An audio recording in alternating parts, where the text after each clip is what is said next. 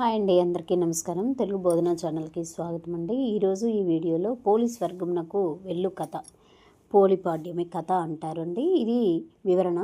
అనగనగా ఒక చాకలిది, దానికి 4 కొడుకులు 4 కోడళ్ళు ఉన్నారు. ఆ చాకలి దానికి 3 కోడళ్ళు. ఆశ్వయుజ బహుళ అమావాస్య మొదలుకొని కార్తీక మాసంలో ప్రతిరోజు తెల్లవారుజామున స్నానము చేసి దీపములు పెట్టుకొనడివారు.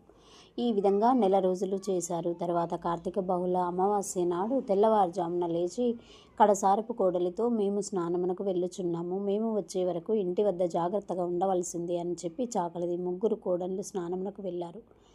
అప్పుడు చిన్న కోడలు లేచి చల్ల చేసిన కవ్వమునకు అంటుకున్న వెన్న ఊడ్చుకొని పత్తి చెట్టు కింద పడి ఉన్న ఒక పత్తి కాడ తెచ్చుకొని ఒత్తి చేసి నూతి వద్ద స్నానం చేసి దీపం వెలిగించి అత్తగారు చూడకుండా ఉండుటకు ఆ దీపం మీద చాకలి బాణం మూత వేసింది. అప్పుడు దానికి ఆకాశము నుండి విమానము వచ్చింది. ఆ చిన్నది విమానమునెక్కి బొందెతో కూడా స్వర్గమునకు వెళ్ళుచుండెను. ఆమె అలా వెళ్ళుటకు ఏటి ఒడ్డున దీపములు పెట్టుకొనిచున్న వాళ్ళందరూ చూసి, చాకలి పోలి స్వర్గమునకు వెళ్ళుచున్నది, చాకలి పోలి స్వర్గమునకు వెళ్ళుచున్నది అని అంటూ అందరూ ఆశ్చర్యపడసాగారు.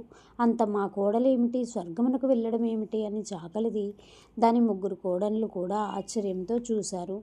అలా చూసి ఆ 4 విమానము మీద వెళ్ళుచున్న చిన్న కోడలి కాళ్ళు పట్టుకొన్నారు. అప్పుడు విష్ణుమూర్తి వచ్చి, నీవు ఈ కోడలని విడిచిపెట్టి మిగిలిన 3 కోడళ్ళను తీసుకొని వెళ్ళి శ్రద్ధ లేకుండా భక్తి లేకుండా దీపములు పెట్టుచున్నావు. ఈమె శ్రద్ధ భక్తులతో పెట్టుకుంది కాబట్టి ఈమెకి బొందెతో స్వర్గము ఇచ్చినాము. నీవు అడవుల పాలై పొమ్ము అని శాపం పెట్టి వెళ్ళిపోయాడు.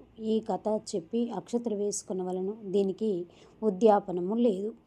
ఈ విధంగా చాకలి పోలి కథ చదువుకొని అరటి డొప్పలో దీపాలు వెలిగించుకొని పాడ్యమి రోజు తెల్లవారుజామున దీపాలు వెలిగించుకోవాలి. Please like, share, subscribe. Thank you.